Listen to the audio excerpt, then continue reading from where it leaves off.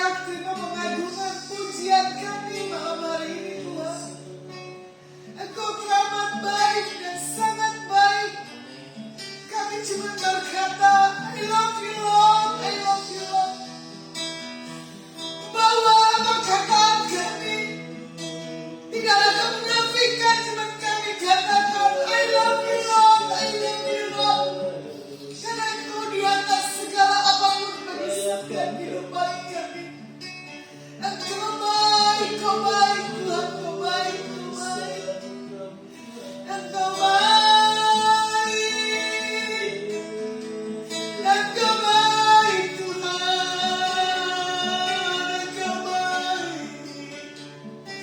Kau teramat baik bagi kami.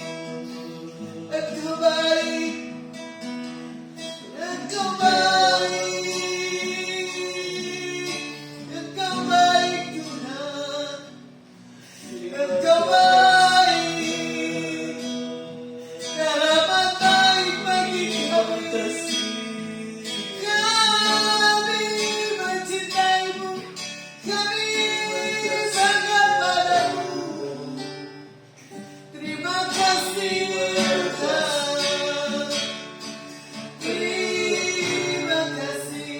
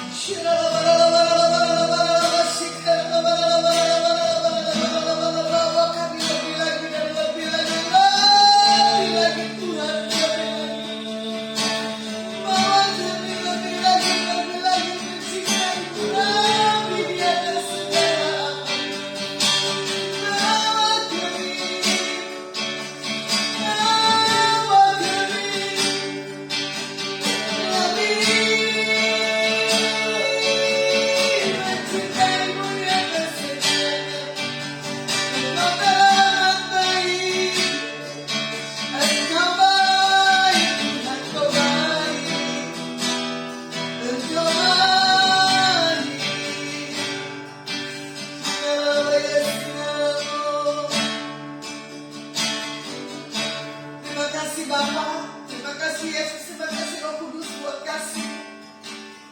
Hamba-Mu kan bagi kami dengan firman pada hari ini. Urapi berkati hamba-Mu, baik yang mendengar maupun yang di tempat ini.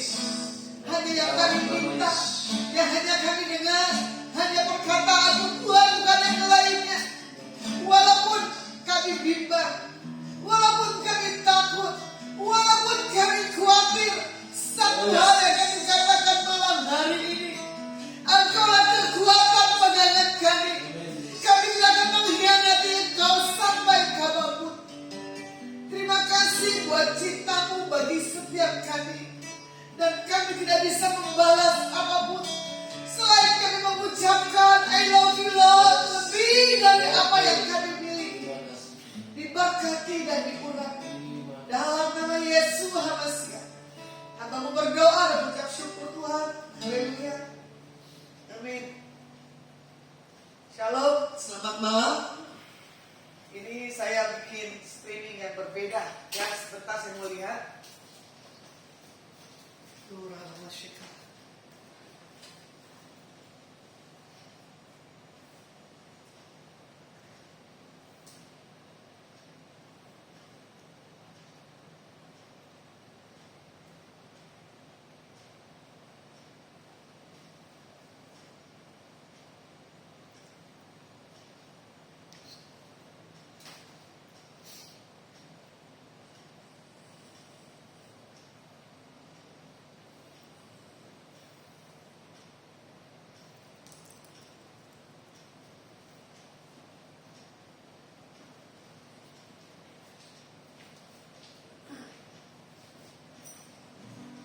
Saya bagikan firman malam hari ini tentang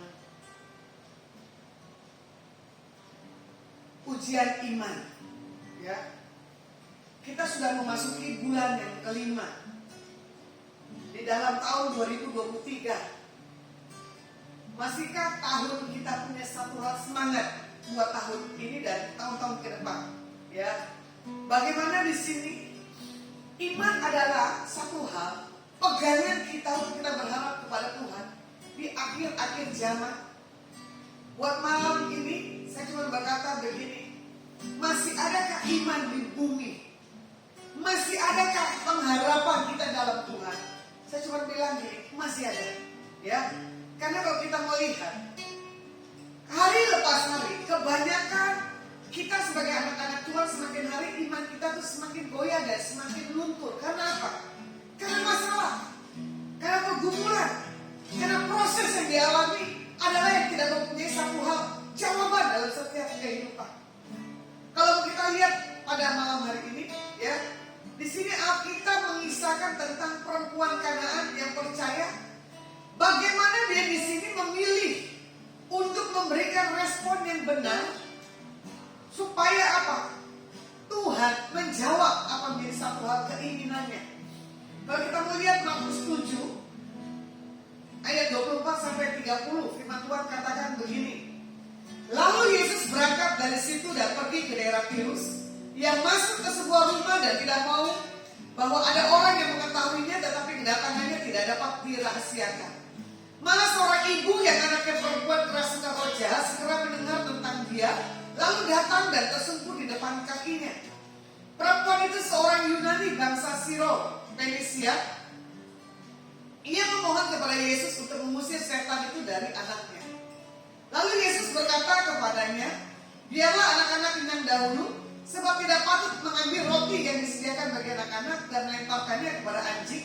Tetapi perempuan itu menjawab, benar Tuhan, tetapi anjing yang di bawah meja juga makan remah-remah yang dijatuhkan anak-anak. Kata Yesus kepada perempuan itu, karena katamu itu, pergilah sekarang, sebab setan itu sudah keluar dari anakmu. Perempuan itu pulang ke rumahnya, lalu didapatinya anak itu berbaring di tempat tidur, sedang setan itu sudah keluar. Ya, ini tentang ujian iman. Sedikit kesaksian. Berapa hari yang lalu ada kisah yang bagi saya itu unik. Ada satu kisah percintaan yang diakhiri dengan tragis. Ya, bagaimana percintaan ini tidak direstui. Ternyata percintaan itu membawa maut. Membawa maut ini ternyata membawa tidak sesuatu hal ketenangan. Ada seorang tiba-tiba didatengin dengan spirit perempuan ini, melakukan buana. Entah berapa tahun kekasih hatinya baru balik ke Indonesia. Dia berkunjung, disampaikan satu pesannya. Saya cuma kaget. Ya iyalah, kalau orang yang dipanggil itu beda dengan orang yang mengakhiri karena satu hal, tanda kutip, kita nggak boleh mengakhiri, ya, karena keadaan. Tapi di situ saya melihat bagaimana seorang laki-laki ini berpegang teguh pada janjinya. Dia tidak akan menikah sampai Tuhan menjemputnya kalian. Disampaikan pesan dari mantannya. Laki-laki ini cuma diam. Kok tahu isi hati pacarku yang sudah menghadap. Nah, menghadapnya saya nggak ngerti nih kemana. Tapi situ saya melihat, ya, bagaimana iman orang ini tetap tidak goyah. Sekali wanita dalam hatinya, tetap wanita nggak ada yang lainnya. Saya nggak tahu deh selingkuh apa enggak, itu kan saya nggak paham. Tapi satu hal yang saya melihat, bagaimana sikap hatinya untuk melihat bahwa tidak ada yang spesial selain kekasih belahan jiwanya. Makanya malam hari ini Tuhan bilang begini, ujian iman itu adalah melatih iman kita. Bagaimana kita punya pengharapan akan Tuhan di hari-hari ini. Satu hal yang saya kaget, saya juga mengalami tentang iman saya. Iman saya gampang sekali kalau dilihat mau jatuh. Tapi saya sadar, saya merubah paradigma saya. Saya nggak boleh konyol. Saya harus mempercayai Tuhan 100% apapun yang terjadi dalam setiap kehidupan pribadi saya. Seperti lagunya apa? Sekalipun aku dalam lembah gelap, ku tak takut, maka beserta. Ya, sekalipun saya masuk dalam proses kekelaman yang orang lain nggak ada yang tahu, hanya saya dengan Tuhan. Bagaimana saya melatih iman seperti perempuan ini, ya, seorang ibu yang melihat anaknya kerasukan roh jahat, tapi ibu ini punya iman, harus menemui, ya toh, Yesus dan berkata kepadanya. Ada perumpamaan tentang roti yang disediakan. Tapi dia bilang apa? Itu jatuh. Tapi dengan sikap rendah hati kita melihat ibu ini mau ada sesuatu hal mujizat terjadi dalam setiap kehidupannya. Kalau mau dilihat di Kisah Markus 7 24 sampai 30, yaitu di sini ada perbedaannya penyebutan dan penulisan daerah bagaimana perempuan itu berada. Di Matius 15 21 dan 28, perempuan Kanaan yang percaya bagaimana perempuan Kanaan ini di daerah Tirus dan di daerah Sidon, ya. Di sini dikatakan apa? Yunani, perempuan Yunani bangsa Siro dan Fenisia. Kalau dilihat penyebutannya sama, hanya penulisan dari sudut pandang yang berbeda. Nah, kita perlu ketahui bahwa di Tirus dan di Sidon adalah kota di Fenisia, kabupaten di Syria, provinsi. Bagaimana di Siro Fenisia, penduduk asli Tirus dan Sidon Fenisia adalah keturunan Kanaan. Nah, kalau melihat Kanaan adalah orang yang non-Yahudi yang disebut dengan Yunani. Kita belajar bagaimana perempuan Kanaan itu di dalam masalah. Yang pertama, perempuan itu merendahkan dirinya. Yang kedua, Tuhan izinkan alami proses penundaan dan direndahkan. Nah, yang pertama adalah rendahkan diri, datang kepada Tuhan, ya. Markus 7 ayat 27. Lalu Yesus berkata kepadanya, biarlah anak-anak ini yang dahulu, sebab tidak patut mengambil roti yang disediakan bagi anak-anak dan melemparkannya kepada anjing. Nah, di sini dikatakan apa? Biarlah anak-anak kenyang dulu. Makanya Tuhan mau untuk kita melakukan segala sesuatunya dalam keadaan tidak dalam keadaan yang lemah. Biasanya kalau orang lapar reaksinya kan berbeda. Tapi kalau orang yang sudah dikenyangkan, baik melalui firman, baik melalui doa dan pujian penyembahan, reaksinya di saat proses itu ada, dia nggak akan marah. Contoh, ya, tadi saya dapat undangan, maka dipikir saya bawa tim, saya bilang enggak. Tapi saya melihat cara Tuhan yang memulihkan ibu ini di dalam satu keluarganya. Kalau mau dilihat kenyataan, suaminya tidak masuk nominasi, tapi saya bangga. Dari seorang wanita yang diproses hidupnya sama seperti perempuan ini ya di Fenisia. Bagaimana dia menanti jawaban Tuhan bahwa hidup suaminya pasti dipulihkan, tapi anak tidak punya satu hal pemberontakan dan marah tentang anaknya Tuhan percayakan Tuhan. Pertumbuhannya dahsyat dan diberkati Tuhan dengan luar biasa. Makanya di sini dikatakan perempuan Kanaan itu percaya kepada Yesus, ya.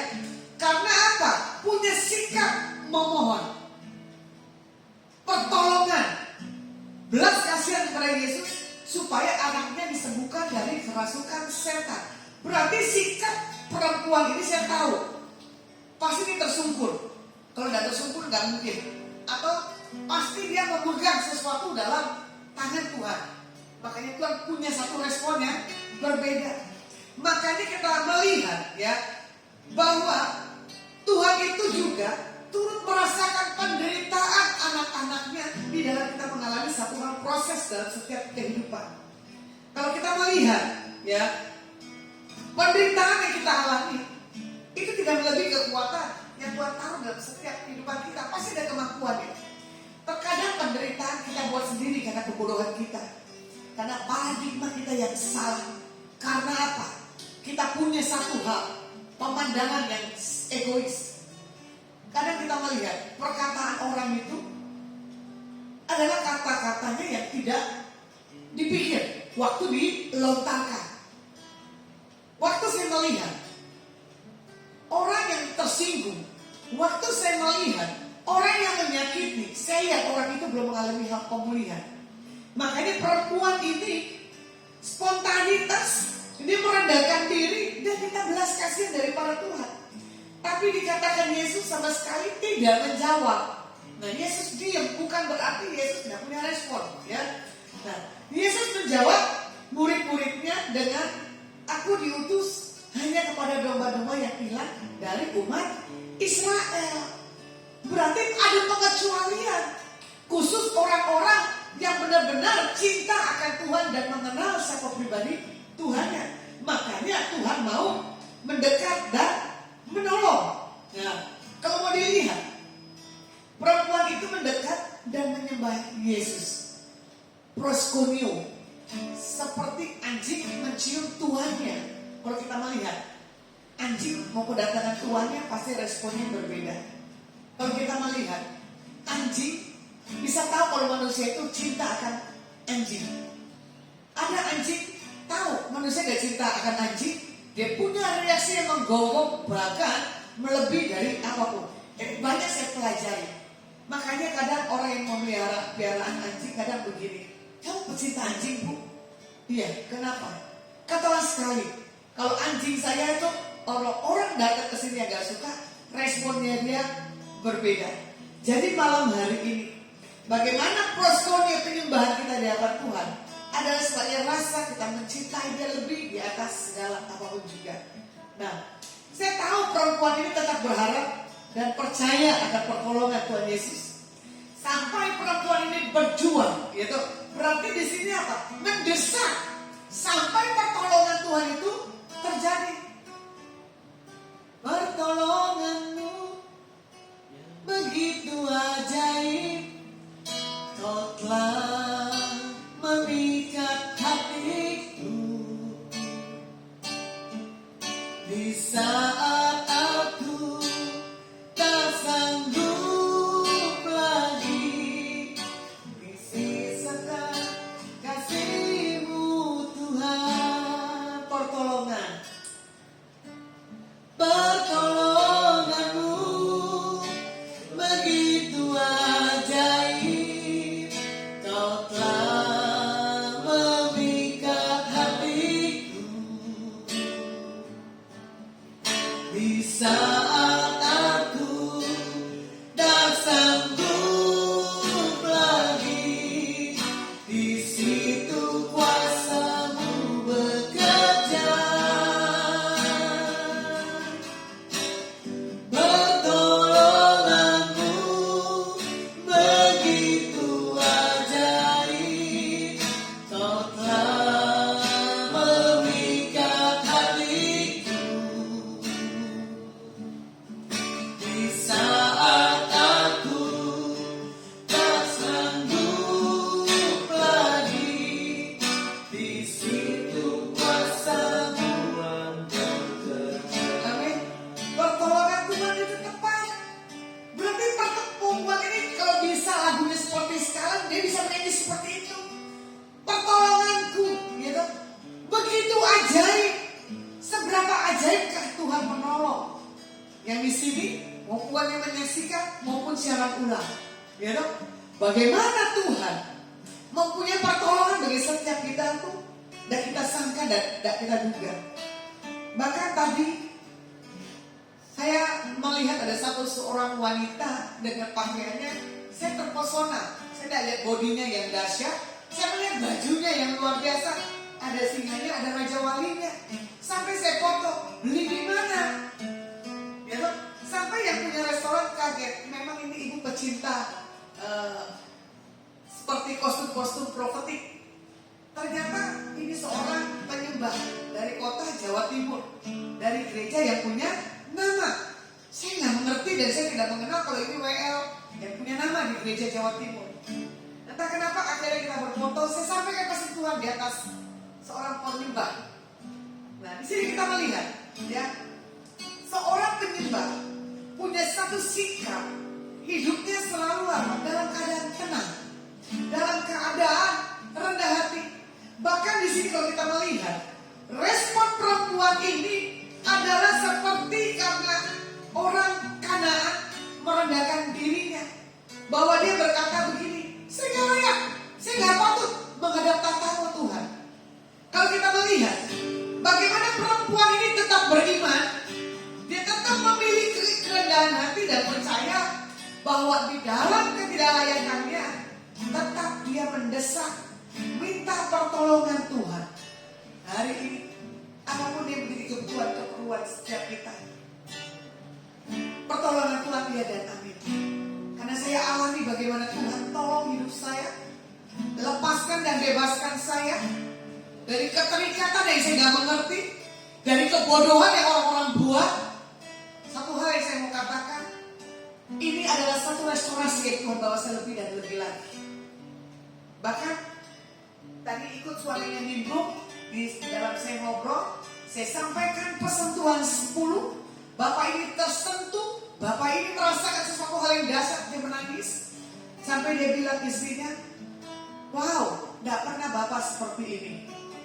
Ternyata Bapak ini punya talent masak. Di meja saya sudah banyak makanan, masih ditambah lagi. Saya bilang begini, kenapa namanya kedai kecombrang gak ada kecombrangnya? Loh, ibu suka? Saya suka kecombrangnya. Akhirnya dikasih kecombrangnya, saya makan. Wih, the best banget. Akhirnya dia bilang, ibu suka kangkung? Iya, saya suka, tapi saya punya asam urat. Tunggu sebentar, saya masakin lagi. Saya bilang, oke, tapi sedikit. Bapak ini memasak dari hasil karya tangannya yang luar biasa. Saya melihat Bapak ini sudah mengalami pemulihan dalam dirinya, disentuh luar biasanya, sampai Bapak ini duduk dan berkata-kata dari lubuk hatinya. Dia tuangkan apa yang menjadi isi hatinya. Saya percaya perempuan ini maupun tamu yang saya ketemukan, dia sudah mengalami satu perjumpaan dengan Tuhan, dan dia memiliki iman yang kuat. Dia pasti punya satu gairah, dan dia pasti akan mencari Tuhan dengan sungguh-sungguh. Dan pasti dia tahu ada pemulihan, ada berkat di balik satu jawaban. Makanya di sini perempuan itu pada akhirnya melihat, ya kan, anaknya disembuhkan oleh Yesus yang punya mujizat. Bahkan ditulis bahwa Yesus memuji perempuan itu karena apa? Imannya besar. Beda dengan wanita yang 12 tahun pendarahan, ya kan? Cuma berkata begini, asal ku jamah jubahmu Tuhan, aku sembuh. Di keramaian banyak orang, Yesus aja bisa tahu kalau jubahnya apa, dipegang, disentuh, ya. Nah, hari ini pegang, sentuh Tuhan. Apa yang menjadi bagian dari setiap iman kita. Yang kedua, Tuhan izinkan alami proses penundaan dan direndahkan. Nah ini, maaf, direndahkan itu tidak enak.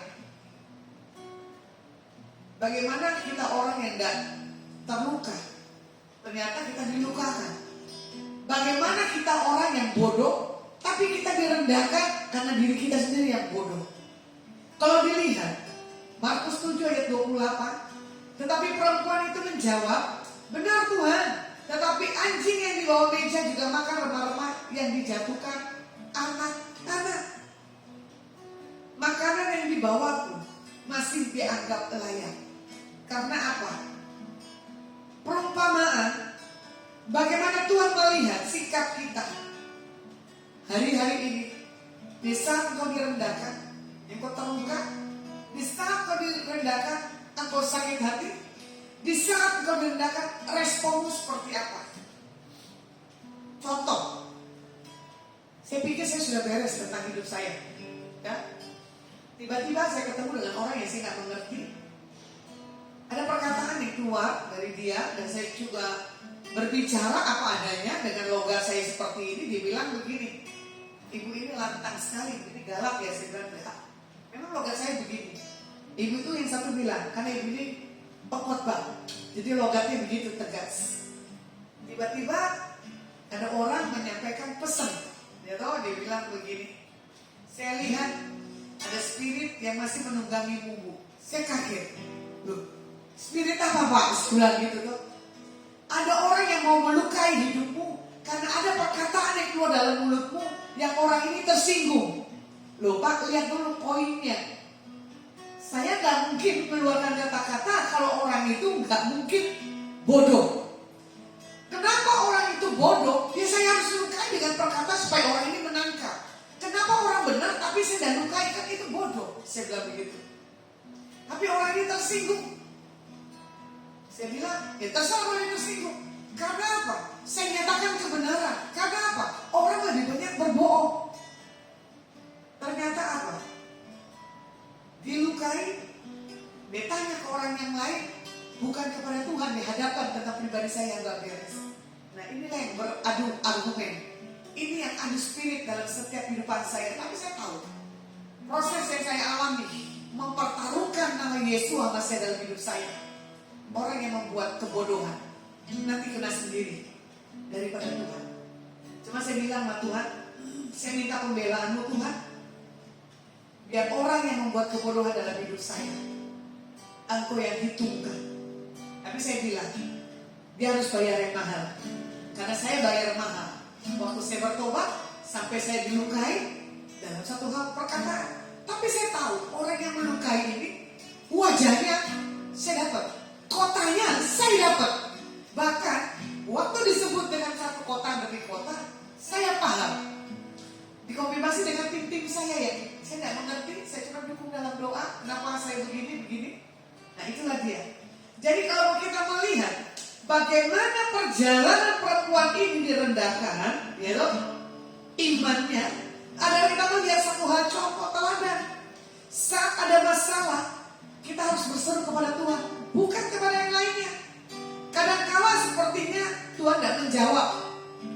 Sepertinya kita dicuekin, kita disakit hati. Ketika hal itu terjadi, kita melihat ujian iman kita, ya kan? Kita mau naik level atau enggak naik level. Makanya di sini dikatakan apa? Kita masuk di masa untuk kita belajar, lebih bertekun dan percaya, mengandalkan dan berharap kepada Tuhan, bukan kepada yang lainnya. Kalau kita lihat burung Raja Wali yang mengajarkan anaknya terbang ketika anak Raja Wali dijatuhkan, sepertinya induknya kok nggak tahu diri ya, udah tahu masih anak, dibawa naik, tiba-tiba dijatuhkan, ya kan? Contoh lagi, seorang bapak pemain akrobat, dia main akrobat sepeda di ketinggian. Harusnya kan anak kecil takut di ketinggian, tapi karena anak ini percaya bapaknya tidak mungkin jatuh, gitu. Sama seperti bapak di surga, melihat iman kita ini tidak mungkin sampai tergeletak, gitu. Apabila kita jatuh, Tuhan akan memegang tangan setiap kehidupan kita anak-anak Tuhan. Makanya di sini dikatakan apa? Pada satu titik waktu kita diangkat kembali oleh induk Raja Wali seperti tadi anaknya ya. Bahkan di sini baru lihat respon anak Raja Wali, baru dia bisa mengepakkan sayapnya dan baru dia bisa terbang. Nah inilah level iman kita hari-hari ini. Semakin hari kalau kita lihat semakin zaman dan menentu, semakin karakter orang, maaf, pada sakit-sakit semua. Dan ada yang gak sakit. Dari respon perkataan, dari sikapnya, kebanyakan orang anak-anak sekarang adalah orang-orang yang banyak terluka, cari mukanya pada pintar sekali. Nah, saya minta pada hari ini, jangan kita berdua hati atau mendua hati. Ada Tuhan Yesus, ada paranormal. Nanti ke gereja, nanti karakternya tidak berubah. Nah, di sini dikatakan ketika kita merasa tidak layak mendapatkan kepertolongan Tuhan, itulah kadang iblis menuduh. Ngapain kamu sembah Yesus? Ngapain kamu berdoa? Buktinya tidak ada jawaban. Tetapi kalau kita melihat dalam kerendahan hati untuk mengakui kita tidak layak, Tuhan campur tangan dan Tuhan melayani setiap kita. Makanya di sini kita melihat ya, di dalam kita mengalami penolakan, tetap kita percaya kepada Tuhan dan semakin kita mendekat, semakin kita menyembah dan percaya Tuhan pada akhirnya akan mengangkat kita dan membela kita. Contohnya begini loh, kebenaran di mana-mana akan muncul, kebohongan pasti akan terbongkar.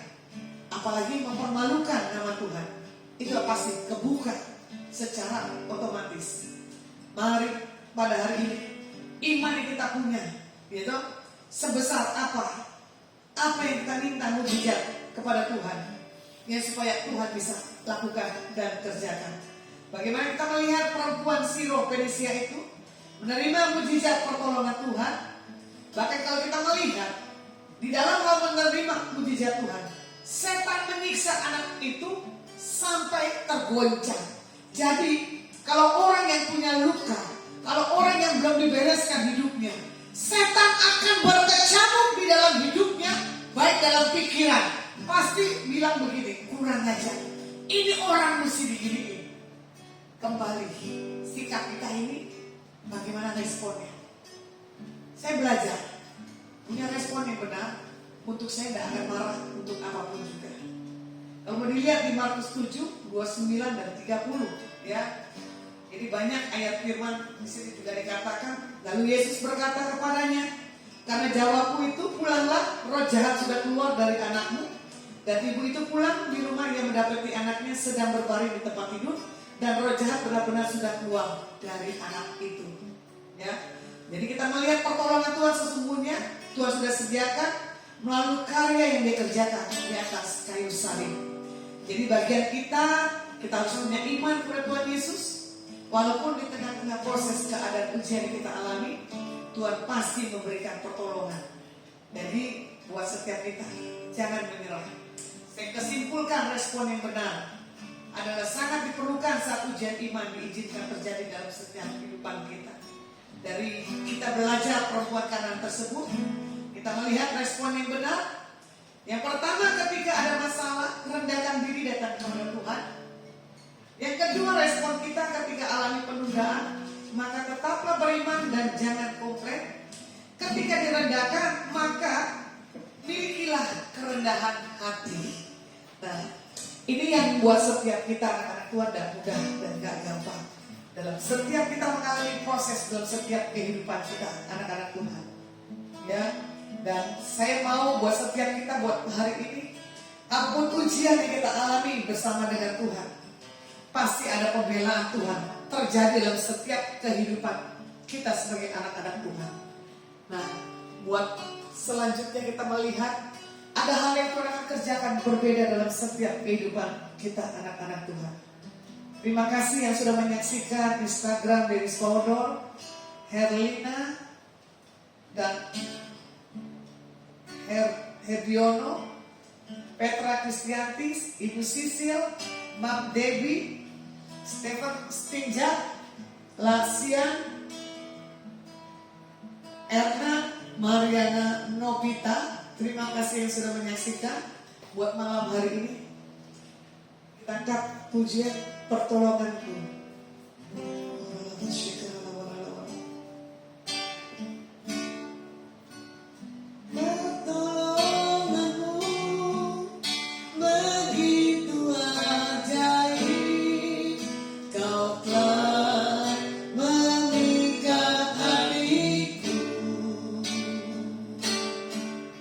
Di saat aku tak sanggup lagi, di situ kuasa-Mu bekerja.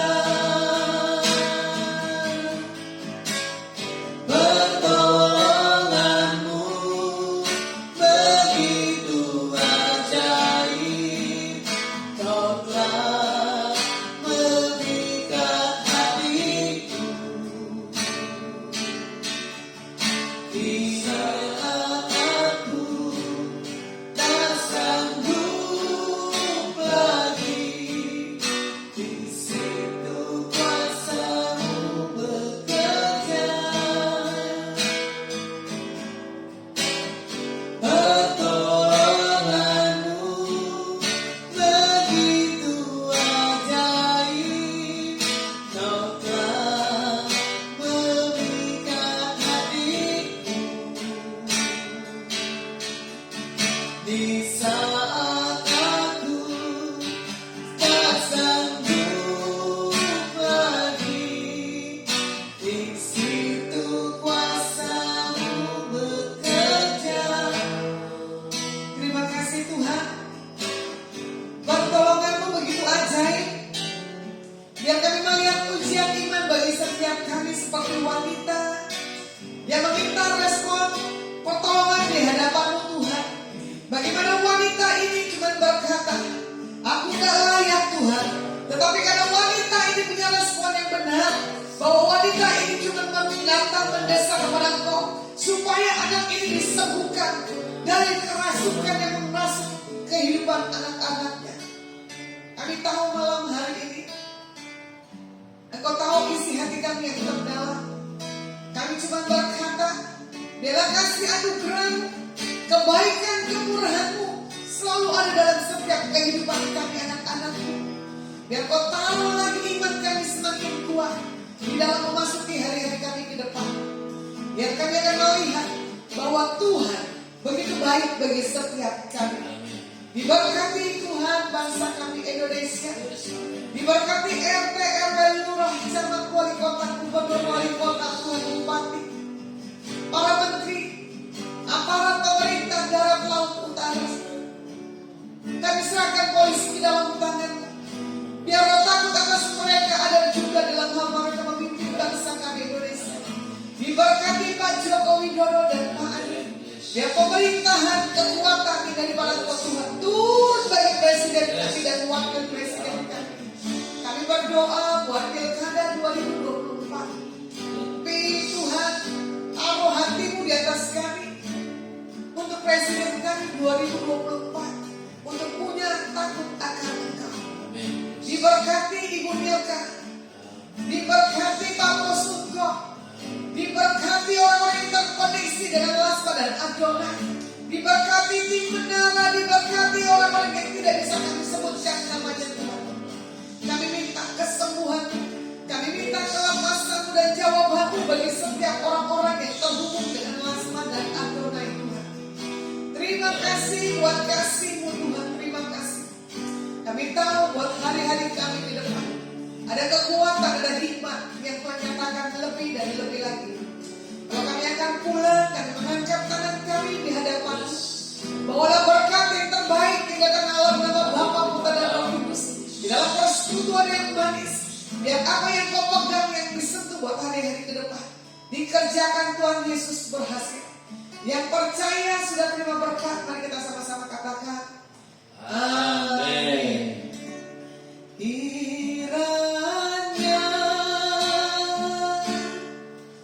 Engkau memberkati aku melimpah-limpah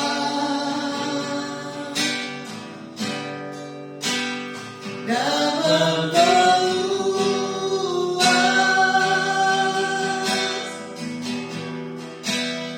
daerahku.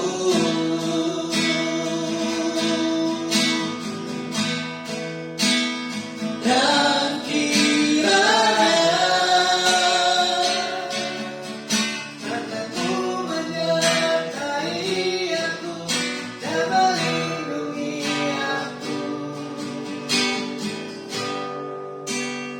daripada malapetaka